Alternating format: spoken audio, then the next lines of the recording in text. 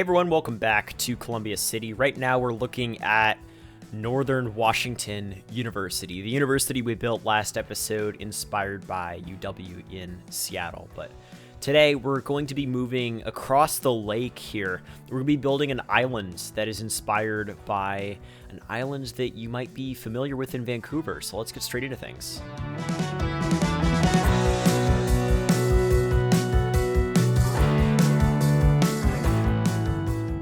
Welcome back, everyone. Hopefully you're having a decent new year.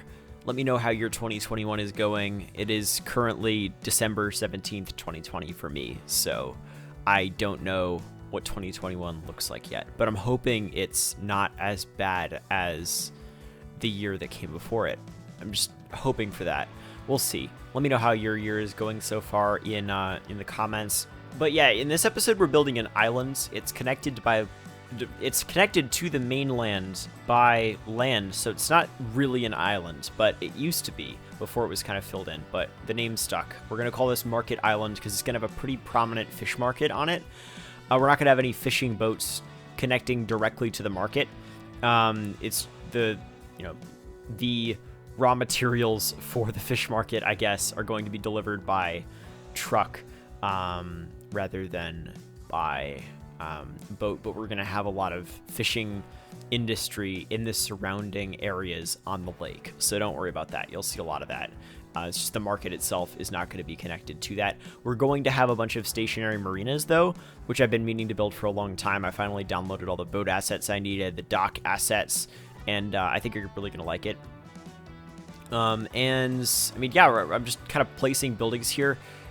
The build's inspired by Granville Island in Vancouver, which looks like a really cool place to visit, honestly. There's a water park, there are marinas, there's a ferry stop, there's a lot of stuff there, and it looks like it was largely industrial in the past, or something along those lines. There's like some sort of public market, a bunch of restaurants, looks like a tourist destination, basically.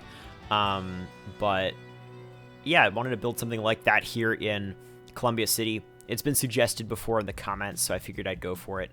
It's definitely not the same, but I'm going for kind of a similar vibe where I've got these sort of one-story buildings that a lot of them could theoretically be like warehouses, and I'm just placing them. And then I've got that you saw the fish market I placed over that larger building. That'll come back into play later. Over here, I'm trying to figure out how to implement some like tall oil tanks of some sort.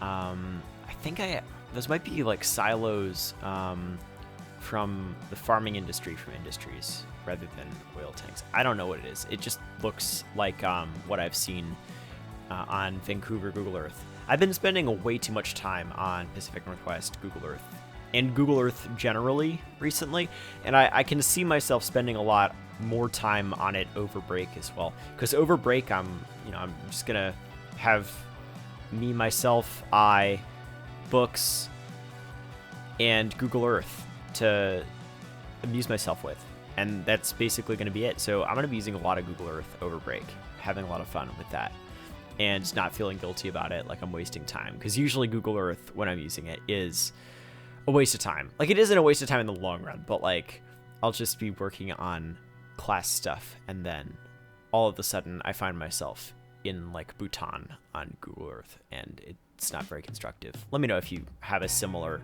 tendency. I'm sure many of you do. Anyway, yeah, we're working on the brewing company now. This is a custom asset made by Gilded Age. It is amazing. It's made specifically for Columbia City. It's called Yesler Brewing Company, based off of the Yesler name that's very prominent in Seattle. We've got Yesler Park here in Columbia City as well. So Yesler Brewing Company by Gilded Age. Definitely go ahead and download this. I'll link it in the description. You can get it on the Steam Workshop. It is an amazing asset, and I'm sure you'd love to use it in your city. And it's blue. It's just a really solid building, and it looks perfect for this district. When I saw it, I just knew immediately, okay, we're building a district inspired by Granville Island. It's going to have to happen. So I don't actually know if there are any breweries in Granville Island, but I knew that it would fit with whatever I built here. It actually took me a while to put this episode together. It just took a while to formulate exactly how I was going to do the marinas around here, like the boat docks and the seawalls and stuff like that. I ended up using, like, it looks like I'm using these keys here. I'll actually be switching them out for something else a little later, the Klus retaining walls.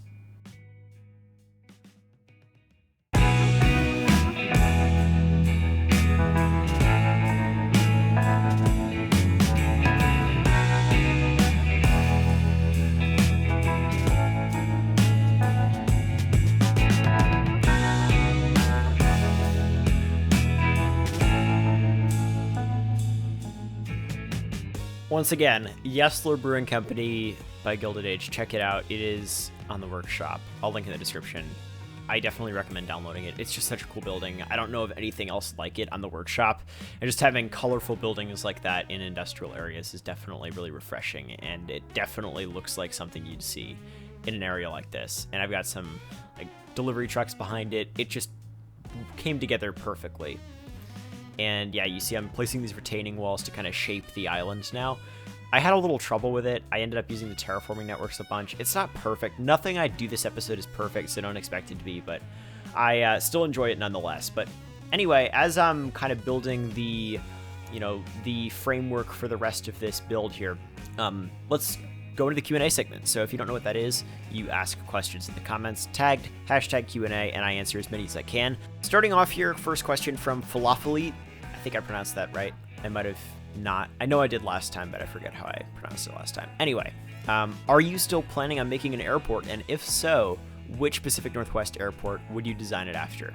I'm still planning on making an airport, for sure. I don't know exactly what I want to base it off of, and it doesn't have to be in the Pacific Northwest. So it's going to be a pretty flat area that I build it in, and it's not really going to be near well, it's going to be near water, but not directly on the water. So if you have anything that might fit those specifications that isn't too big, let me know in the comments. Next question, it comes from Jack. What do you think about highways and expansion and general suburbanization? Let me know. Starting off here, I'd say that, at least in the United States, our interstate highways have been a major subsidy for suburbanization. And we need to recognize that suburbanization didn't occur just because people wanted to move to the suburbs. There was a lot of federal involvement, and it was basically a choice by the federal government to put resources into the suburbs.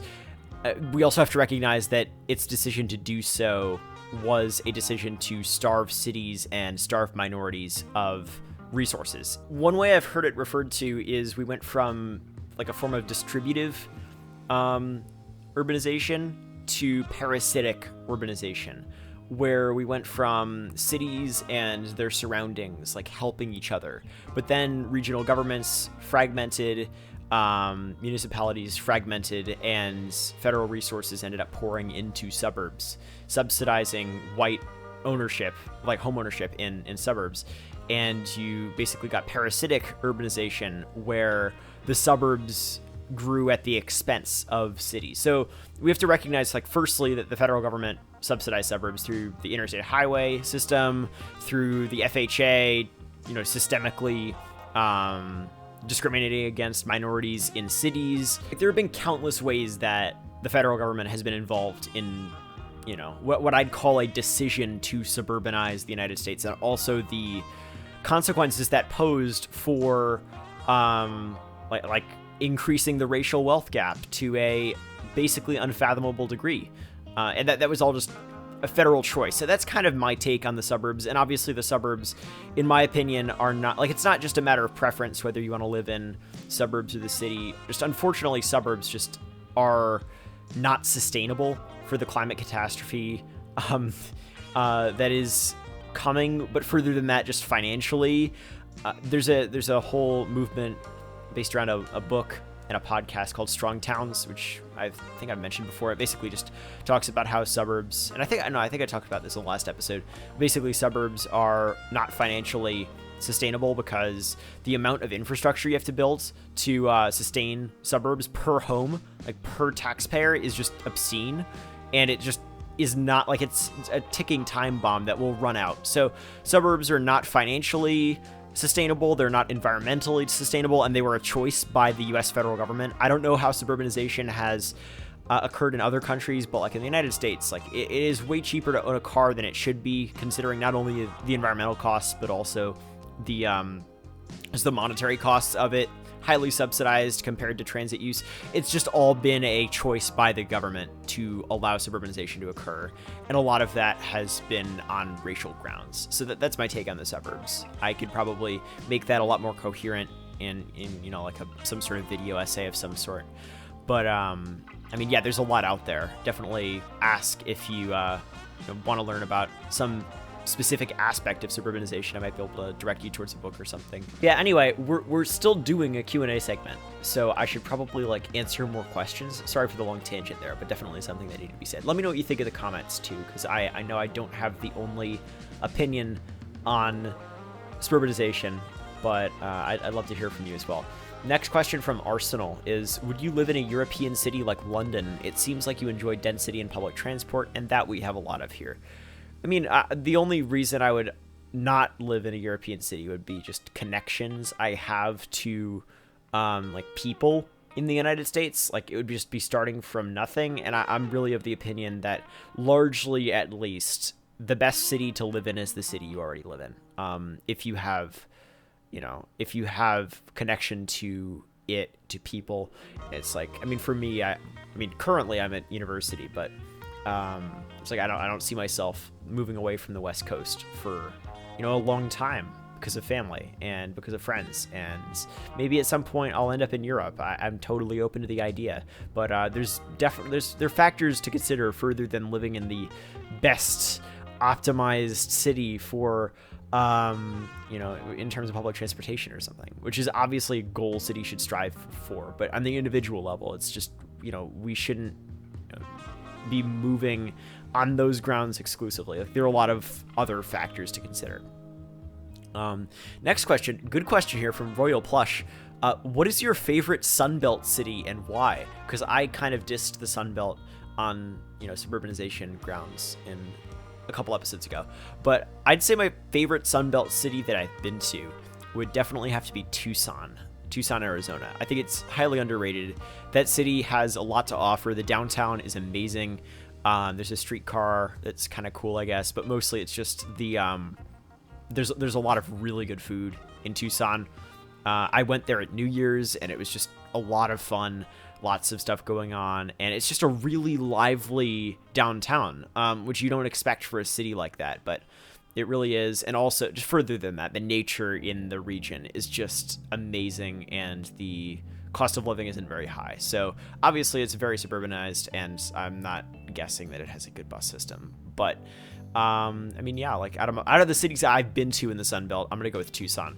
Next question from Lucas is, do you plan to lower the population? Because if not, I think the simulation will get bad after a while. As well as if you do that, it will make the simulation smoother. Yeah, I mean, I've considered that, and really, I'd rather just pause the game, because the population is going to be whatever the population is going to be, and the game has a limit to the amount of citizens that can actually be spawned. Like, so the numbers might be high, but there's actually an upper limit to the amount of citizens that can be spawned and vehicles that can be spawned, so I'm not too worried about that. Next question from Yeating Schnitzel is, would you ever make a Canadian city near Columbia City? Definitely. I mean, we've got a Canadian border that you might be aware of, and I would definitely be open to that, and the city that I would probably be basing it off of is Victoria in British Columbia, which I think is a pretty beautiful city, and I think it would work pretty well on the other side of the river. But yeah, I mean, that's basically it for the Q&A. Hopefully you enjoyed. Hopefully you got your question answered. If you didn't, ask it in the comments, hashtag Q&A, and I'll get to as many as I can. Let's move into the final portion of the episode.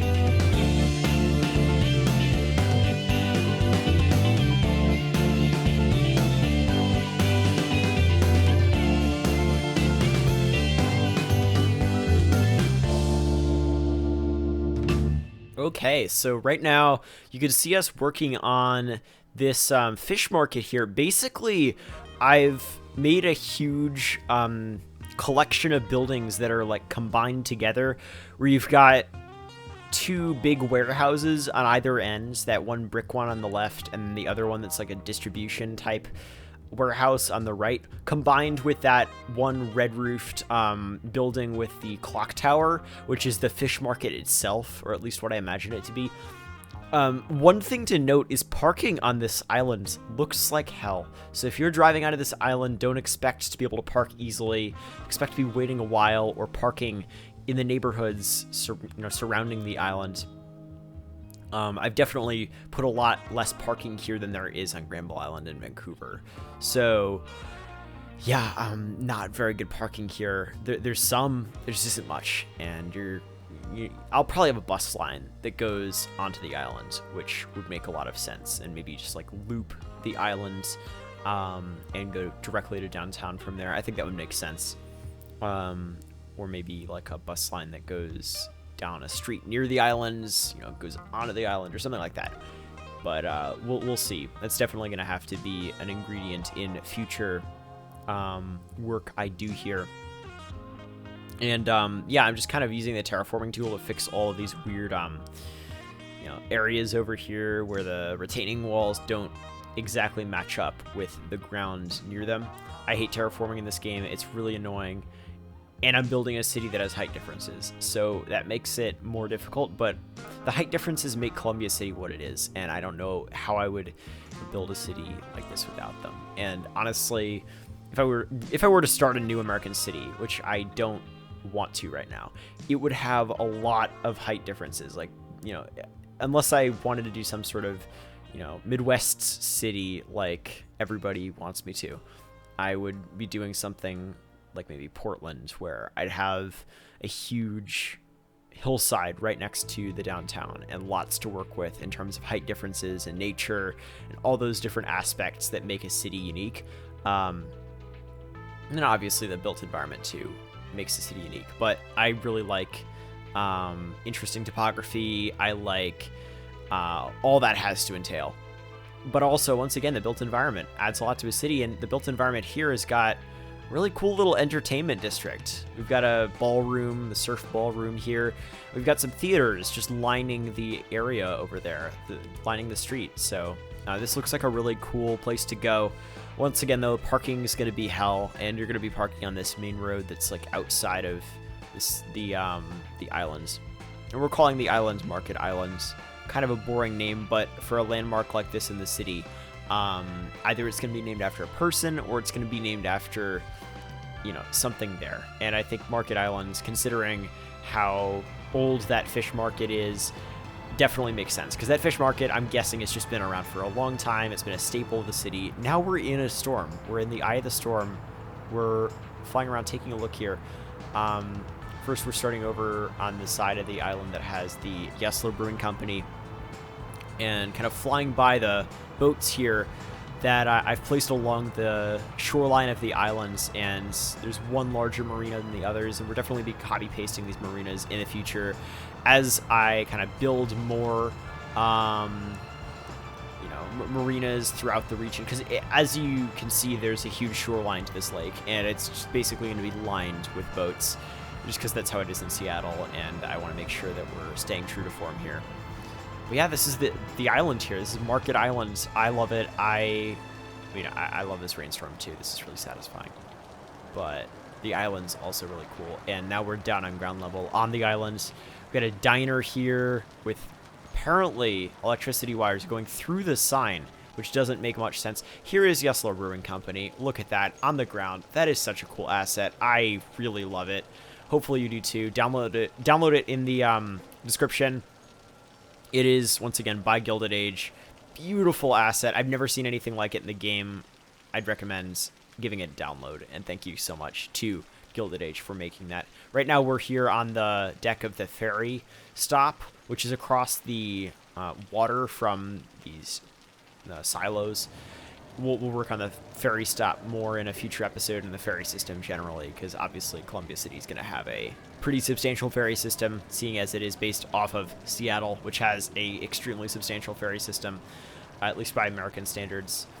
Yeah, look at that, the beautiful mountain in the background. We've got a service station, like a historic service station. We've got a restaurant, and just down on ground level here, and lots of stuff is going on, and I just love it. And as you can see, we've got this huge overpass here just kind of going over the entire island, and I think that's a really cool feature here. It gets you over from the side of the lake that's closest to downtown, and then it gets you right to the university on the other side. Now we have, you can see the fish market over there, and that clock tower over there. And this is what it looks like from the water with the marine. Look at this shot right here. I love the colors in this. I love what it looks like right after it rains in Columbia City. It's really good. I got to end it off here. I got to cut myself off. Hopefully you all enjoyed. If you did, make sure to leave a like, subscribe. If you want to see more videos, I would definitely appreciate it. They're usually not as gloomy as this. Like, look at how gloomy this shot is. I'm totally capturing the Pacific Northwest here. Look at that. Yeah, if you want to download the save game, explore, builds whatever you want to build in Columbia City yourself, you can do that over on my Patreon. Quick shout out to some patrons: Forrest Corbett, Logan De Hoyos, LNX, Alan Hu, and Robinson Griffin. Thank you all so much for your support and for the support of everybody else on Patreon. Really appreciated. You could support me over there if you want. Support me on Coffee. Just buy me a coffee, one-time donation. That's in the description. Or you could follow me on Twitter. Any of those would be highly appreciated. But yeah, let me know what you think in the comments. I'm going to end it off here. I'll see you next time.